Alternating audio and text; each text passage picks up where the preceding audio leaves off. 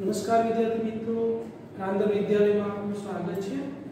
ચાલો આજે લોકો આપણે ધોરણ 10 વિષય વિજ્ઞાન નો પાઠ 15 આપણું પર્યાવરણ આનો અભ્યાસ કરવા જઈ રહ્યા છીએ। આમ તો કોઈ શબ્દથી આપણે બહુ નીચેના ધોરણથી પરિચિત છીએ। પર્યાવરણ વિષય આવતો કે આપણે આજુબાજુનું જે વાતાવરણ છે, જલાવરણ, મૃદાવરણ, જીવ વાતાવરણ, એનાથી જે જીવ સૃષ્ટિમાં આપણે રહીએ છીએ, સજીવ નિર્જીવથી જે બને છે એને આપણે પર્યાવરણ કહીએ છીએ। આપણું પર્યાવરણ, આપણી આજુબાજુનું જે આવરણ છે, પર્યાવરણ, એની આપણે આમાં ચર્ચા કરવાની છે। જે આપણે નવા કોર્સના જે ફોર્મેટ છે 30% માં જે આગળનો મુદ્દો છે નિવસન તંત્ર અને આહાર શૃંખલા અને આહાર જાળ, એ અત્યારે હાલ પૂરતો પરીક્ષાના હેતુ માટે આપણને લીધેલો નથી, એટલે કે આપણે એ ભણવાનો થશે નહીં। તો એના પછીનો જે મુદ્દો છે એ બીજો મુદ્દો, પાછળ પેજ ફેરવશો તો તમે જોઈ શકો છો આપણી પ્રવૃત્તિઓ પર્યાવરણને કેવી રીતે અસર પહોંચાડી શકે છે। આપણે વાત કરીએ આપણું પર્યાવરણ, આપણે જે આવરણમાં રહીએ છીએ એ આવરણ આપણું સ્વચ્છ હોવું જોઈએ, પણ આપણી માનવીય પ્રવૃત્તિ કે ઘણી બધી આપણે પર્યાવરણને શું કરીએ છીએ, ખલેલ પહોંચાડીએ છીએ, કોઈને કોઈ રીતે આપણે એને નુકસાન પહોંચાડીએ છીએ। પછી આપણે આધુનિકરણના કારણે, આપણી ઊંચી લાઈફસ્ટાઈલના કારણે, આપણી ઝડપી જીવન દિનચર્યાના કારણે આજે આપણે પર્યાવરણને કોઈને કોઈ રીતે નુકસાન પહોંચાડી રહ્યા છીએ, જેના કારણે પર્યાવરણ સતત શું થાય છે, દૂષિત થાય છે। અને એ પર્યાવરણ દૂષિત થવાના કારણે આપણે એનો ભોગ બનીએ છીએ, જેને આપણે ગ્લોબલ વોર્મિંગ કહીએ છીએ। આમ તો ઘણી બધી આપણી આસપાસની એવી સમસ્યાઓ છે કે જેનો સામનો આપણે કરવો પડે છે। આ સમસ્યાને આપણે વૈશ્વિક સમસ્યા તરીકે ઓળખીએ છીએ। વૈશ્વિક સમસ્યા એટલે શું, કે એવી સમસ્યા જે આપણને સીધી ઉપયોગ ન કરતી હોય પણ ડાયરેક્ટ ઇનડાયરેક્ટ આપણા ઉપર એની શું થતી હોય, અસર થતી હોય, અને આપણે પોતે એના જવાબદાર ન હોય પણ દરેક લોકો એના જવાબદાર હોય, તો એને આપણે વૈશ્વિક સમસ્યાઓ કહીએ છીએ। જેમ કે જંગલોનું કટાવ, ઔદ્યોગિકરણ, શહેરીકરણ, વાહન વ્યવહારમાં વધારો, બરાબર, આ બધું પ્રદૂષણ, જે આપણે જંતુનાશક દવાનો છંટકાવ કરીએ છીએ, કચરો આપણે ગમે ત્યાં ફેંકીએ છીએ, ઓઝોન સ્તરના ગાબડા, જેવ વૈસાણુ, કૃત્રિમ ખાતરનો ઉપયોગ, આ બધા વન જંગલોનો નાશ, આ બધા આમ તો કોઈ વૈશ્વિક સમસ્યા, ગ્લોબલ વોર્મિંગ એટલે કે આપણે ગ્રીન હાઉસ અસર, આ બધા ગ્લોબલ વોર્મિંગ ને બધું થાય છે, જેના કારણે એને આપણે કોઈને કોઈ રીતે નુકસાન પહોંચાડે છે। હમણાં જ આપણે જોઈએ તો અત્યારે થોડા દિવસ પહેલા જ વરસાદ પડ્યો, નહીતર હવે ચોમાસું જતું રહ્યું કહેવાય, છતાં વરસાદનો માહોલ જતો નથી। તો એ શું છે, ગ્લોબલ વોર્મિંગનું કારણ છે કે જે આપણે પર્યાવરણને શું કરીએ છીએ, સતત નુકસાન પહોંચાડીએ છીએ, તો જેની અસર આપણને ભોગવવી પડે છે। બરફનું પીગળવું, સમુદ્રની સપાટી ઊંચી આવવી, આ બધી એક પ્રકારની સમસ્યાઓ છે જે આપણે પર્યાવરણને નુકસાન કરવાથી થઈ રહ્યું છે। તો અહીંયા આપણે બે મુદ્દા ભણવાના છે, ઓઝોન સ્તર વિશે અને કચરાના વ્યવસ્થાપન વિશે, નિવસન તંત્ર અને આહાર જાળ, એ મુદ્દાઓ આપણે દૂર કરેલા છે પરીક્ષાના હેતુ માટે।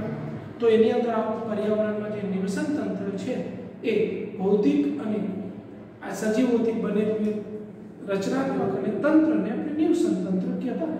પછી સ્થળ જોઈએ, જલ જોઈએ, આ મોટું એનું સમજાવું છું કે ભાઈ સ્થળજમાં, જમીન પરના, જલજમાં, દરિયા પરના એ જગ્યાએ લોકો જે રહેતા હોય એને નિવસન તંત્ર કહેવાય। એમાં જૈવિક ઘટકો, અજૈવિક ઘટકોનો પણ સમાવેશ થતો હોય।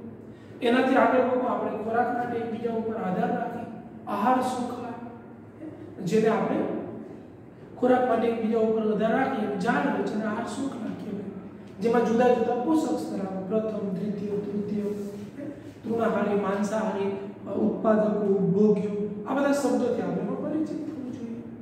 તો જે હાલ પૂરતો આપણે છે ને, તો જ્યાં આપણે ચર્ચા કરવાની છે કે આપણી પ્રવૃત્તિઓ પર્યાવરણને કેવી રીતે અસર પહોંચાડી શકે છે।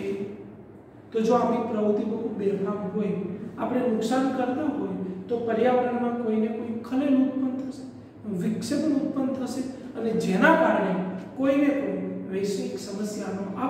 સામનો કરવો પડશે।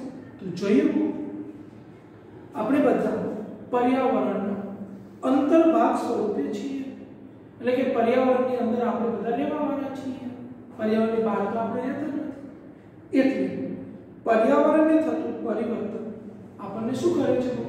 અસર પહોંચાડે છે। આપણે એની અંદર જ રહીએ છીએ, તો જો પર્યાવરણમાં જે ફેરફાર થશે એની અસર આપણને થશે, આપણે એ ભોગવવી પડશે અને આપણી પ્રવૃત્તિઓ આપણી ચારે તરફના પર્યાવરણને અસર પહોંચાડે છે। ચારે તરફનું જે પર્યાવરણ છે એને શું કરે? અસર પહોંચાડે છે। ધોરણ 9 માં પણ આપણે આ થોડો અભ્યાસ કરી ચૂક્યા છે કે આપણી પ્રવૃત્તિ પર્યાવરણને કોઈને કોઈ પ્રકારે પ્રભાવિત કરે છે, કોઈને કોઈ રીતે આપણને પ્રભાવિત કરે। પછી દાખલા તરીકે શિયાળો હોય તો વધુ પડતી ઠંડી પડતી હોય, ઉનાળામાં વધુ પડતી ગરમી પડતી હોય, ચોમાસામાં અતિવૃષ્ટિ થતી હોય, અતિ વરસાદ પડતો હોય, તો આપણને કોઈ પ્રભાવિત કરે, કારણ કે એ વાતાવરણ આપણી સાથે સીધું જોડાયેલું છે। એટલે આ ભાગમાં આપણે પર્યાવરણ સંબંધી બે સમસ્યાઓના વિષયમાં વિસ્તૃતથી ચર્ચા કરીશું। બે વિષય મુદ્દાઓ પર આપણે ચર્ચા કરવાની છે। એક છે ઓઝોન સ્તર વિશે અને બીજું છે કચરાના વ્યવસ્થાપન વિશે।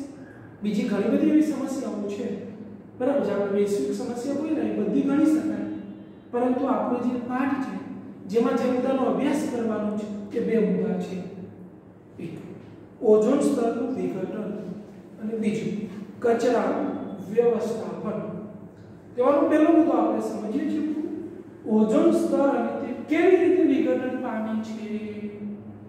ઓઝોન જે સ્તર છે એના વિશે અને વિઘટન કેવી રીતે પામે છે એના વિશે સમજવાનું છે। તો ઓઝોન વિશે કદાચ તમે જાણતા હશો કે ઓઝોન એક ઝેરી વાયુ છે, પણ એ આપણા વાતાવરણથી અમુક ઊંચાઈએ એ રહેલું છે। એની ખાસિયત એ છે કે પારજાંબલી કિરણોનું શોષણ કરે છે સૂર્યમાંથી આવતા। તો પારજાંબલી કિરણો આપણને શું કરે છે? આપણા માટે હાનિકારક છે, આપણી જે અમુક પ્રકારના કેન્સરો ઉત્પન્ન કરે છે। તો ઓઝોન છે એને શું કરે છે? શોષી લે છે। એટલે આમ તો આપણા માટે ઢાલ સ્વરૂપે છે, આપણા માટે ઉપયોગી છે, પરંતુ માનવીય પ્રવૃત્તિના કારણે અમુક વાયુઓ આપણે પ્રદૂષિત કરીને એ વાતાવરણમાં ભળ્યા, એટલે જે ઓઝોનનું સ્તર છે એ તૂટવા લાગ્યું, અંદર ગાબડા પડ્યા અને એ ગાબડામાંથી પારજાંબલી કિરણો આપણા સુધી પહોંચે છે અને જે પૃથ્વી ઉપર આપણે જે રહીએ છીએ સજીવ સૃષ્ટિ એને નુકસાન કરે છે। પરંતુ જો આનું પ્રમાણ ઘટી જાય અથવા આજથી અટકી જાય તો એ નુકસાન થતું આપણે બચી શકીએ। તો આપણે ઓઝોન વિશે ચર્ચા કરવાની છે। તો જોઈએ ઓઝોન O3 નો અણુ ઓક્સિજનના 3 પરમાણુનો બનેલો છે। ઓઝોન છે એની સંજ્ઞા O3 છે અને ઓક્સિજનના 3 અણુનો એ બનેલો છે। જ્યારે સામાન્ય ઓક્સિજન જેના અણુ 2 પરમાણુ હોય છે, ઓક્સિજનનું સૂત્ર શું છે આપણે જાણો છો? O2 સામાન્ય કુદરતી ત્રિઅણુ સ્વરૂપે હોય છે O2। તે ઓક્સિજન બધા પ્રકારના જારક સજીવો માટે આવશ્યક છે। આ ઓક્સિજન O2 જારક સજીવો જારક અને અજારક બે પ્રકાર હોય છે। જે શ્વસન માટે ઓક્સિજનનો ઉપયોગ કરે છે એને જારક શ્વસન કહેવાય। તો આવા પ્રકારના જે સજીવ છે એને જારક સજીવ કહેવાય। તો જે પણ બધા ઓક્સિજનનો ઉપયોગ નથી કરતા એને અજારક શ્વસન કહેવાય। દાખલા તરીકે આથો લાવવામાં જે પણ બધા સૂક્ષ્મ જીવો વપરાતા અજારક હોય, તો આ જારક સજીવો બધા કેનો ઉપયોગ કરે છે? ઓક્સિજનનો।